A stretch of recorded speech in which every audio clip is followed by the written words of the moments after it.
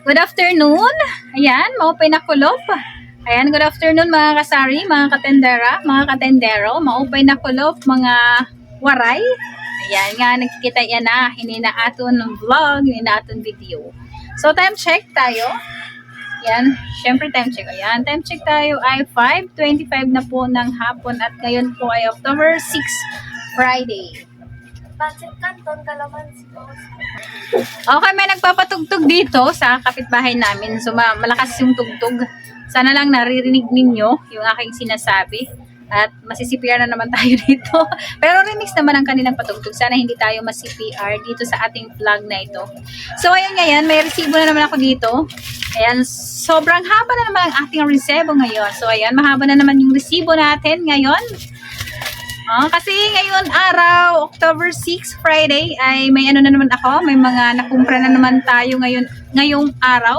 Pero hindi ko na pinakita sa inyo, hindi na ako nag-grocery haul kasi nagmamadali po kami kanina. Parang naisip ko na lang din na hindi na siya i-haul. Lagi kasi ako nag-haul dito sa tindahan. Parang naano na ako na paulit-ulit na lang kasi nag-haul dito sa tindahan kasi araw-araw naman talaga ako may mga pinamimili dagdag sa ating mga tindahan, no? So ngayon, ang i-share ko na lang sa inyo ang aking mga pinamili na lang ng mga buy box at buy sako. So yun na lang para alam ninyo kung magkano yung puhunan ng buy box at buy sako. Kung baga wholesale price, kung magkano yung bili ko sa groceries. Pero ako ay dito po sa Samar area po ako. Ayan, lagi ko po sinasabi sa inyo na ako ay nasa Samar area. Itong price ko na i-share sa inyo ay presyo po dito sa Samar. Alam niyo naman na yung mga price ay hindi para parehas, depende sa lugar. Kasi alam ko sa ibang lugar sa may bandang Luzon, mas mura dun sa kanila. Kasi nakikita ko rin naman yung mga ibang nag-vlog, mas mura yung mga paninda nila kaysa sa amin. Mas mura nila nakukuha sa mga ahente, sa mga groceries kaysa dito sa amin dito sa Samar. So, itong i-share ko sa inyo ay price po dito sa amin dito sa Samar. Yung araw to, so yung namin kanina, yung nag-groceries namin kanina ay nagkakahalaga siya ng 31,704. Pero, ang i-share ko lang sa inyo ngayon, itong mga wholesale lang, yung mga nabili ko lang wholesale, kumbaga isang box at isang sako. So, meron kami dito, brown sugar. So, yung brown sugar, lagi ko sinasabi dito sa vlog ko na hindi ko talaga ipapakita sa inyo. Yung brown sugar kasi andun sa kabilang bahay. So, hindi na ako pupunta doon para ipakita yung brown sugar. Sasabihin ko na lang sa inyo kung magkano ang brown sugar. So, ang brown sugar dito sa amin, dito sa Samar, ay ang isang sako ay nasa 3,420. Yan. Pag sa grocery po kayo bibili. Tapos, bumili rin ako ng isang sako ng Island. Ayan. 1,035 pesos. Ang isang sako ng Island ay 25 lang po ang timbang. Bumili rin po ako ng Golden Gate na mantika. So, yung binibili ko kasi na mantika dito ay Golden Gate. At ang presyo ng isang jug or isang container ay 1,270 pesos.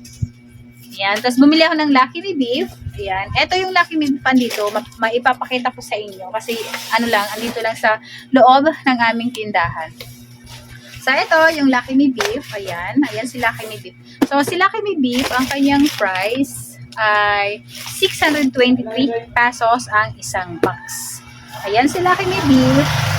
Ayan yung itsura ng Lucky Me Beef. Ganito siya. Ayan, si Lucky Me Beef. Tapos, ang laman ni Lucky Me Beef ay 72. Ayan, 72 peraso. So, ang kanyang presyo ng isang box ay 623 pesos. So, guys, pwede kayo bumili ng kalahating box. Pero, depende sa lugar. Depende sa binibilhan ninyo. Pero, dito sa amin, sa binibilhan namin, ay pwede bumili ng kalahating box. Pwede ka bumili ng isang box. Tapos, pwede ka rin bumili ng kalahating box. So, nag-wholesale po sila doon sa groceryhan ko. Ayan, pwede kalahating box at pwede isang box. So, kung bibili kayo ng kalahating box ay nasa 36 peraso yon. Kasi ang laman nito ay 72, kung kalahating box ay 36 na ganito. Mas mura kung kayo ay bibili ng buy box at kalahating box. Kasi kung bibili kayo ng per piece, ay medyo mahal na siya. Kasi magkaiba kasi yung price. Pero hindi naman sobrang malaki kasi yung hindi malaki yung pinagkaiba ng presyo sa isang box at sa isa at by piece. No? Pero kung kayo ay may tindahan naman, so ang bilhin nyo na lang ay isang box at saka kalahating box. Kasi mas mura pag ganon ang inyong bilhin. So ito yung Lakami beef. So, ayan, mayroon din ako dito Lakami chicken. So, same lang naman din siya. Ayan. So, ito naman si Lakami chicken. Oh. Ayan, ito si Lakami chicken. Same lang din naman, 623 ang kanyang isang box. Tapos, 72 ang laman. At 36 ang kalahating box. Ayan. Si Lakami chicken ay ito. Oh. Ayan, ganyan sila. Ayan, hala ka. Yung paro. So, ito si Lakami chicken. Ito yung kanyang itsura ng Lakami na chicken. Ayan. Ayan siya. So, same lang sa Lakami beef, 72 ang laman ng isang case. So, next, ito na. So, may binili din kami na Pansit Canton. Ayan, si Pansit Canton, isang box din. 28. Si Pansit Canton ay, ayan, 43. Check natin. 817, ayan. 817 ang isang case. 43. Tapos, ang laman nito ay 72. Okay guys, continue tayo. Nadidistract tayo. No? Okay, nabili. So, dito na nga tayo sa Pansit Canton. Ayan, isang case din yung Pansit Canton Calamansi. 7, ano pala to? Ito ay, magkano ba ang price nito? 817 pag isang box. Kuha tayo ng calculator. Ayan, 817. Magkano ba yung puhunan? 817 divided by 72. Oh, lumalabas na 11.34. Ang puhunan ng isa ng Pansit Canton. So, ang bintahan dito ay 15 pesos. Ayan. Pero sa amin medyo mahal kasi may charge pa kami dito na labor at saka pamasahe. Ayan. So, medyo napapamahal sa amin. Pero kung ito lang talaga, kung delivery sa inyo, so, mura lang. Na kung di na kayo mamamasahe, so, mura lang sa inyo. So, ang puhunan nyo lang ay 11.34. Tapos, ibebenta ninyo ng 15 pesos. So, may 3.65 kayo bawat isa. Diba? So, 3.65 times 72. Yan. May tubo kayo sa isang box na 262 pesos. Pag naubos ninyo yung isang box ng Pansit Canton. Kung free delivery kayo, mas malaki yung kita kung free delivery. Kami kasi na malayo sa isla kami, syempre may dagdag pamasahe at saka bayad sa bangka. No? Kaya medyo mahal sa amin. Medyo konti lang yung tubo namin pagdating dito sa mga ganito. Yun. So, ayan. Isang case. Mamaya di-display namin. Kasi konti na lang ang aming Pansit Canton. Ayan, dito ko din-display yung aming mga Pansit Canton. So, ang next ay meron kami dito mga Happy Pants naman. Ayan, itong si Happy Pants. Ito si Happy Pants. So, ang size nito ay large.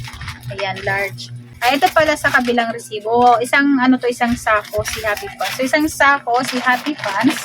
Ito ay size large. Ayan, size large yan. Ayan, large. Ang isang sako ng Happy Pants na large. Happy Pants na large ay 1,233.15. Ayan. 1,233.15 ang large size. So, ito siya. Ganito yon. Ayan. Ganito ang isang sako, no? Tapos, ang laman nito ng isang sako ay 12 bags. Ayan. Bubuksan natin para makita ninyo mga katendera, mga kasari-sari-sari. Ayan. Nasa ba? Hirap naman na ito bubukas. Ayan, buksan natin para makita ninyo ang large na Happy Pants na by 12.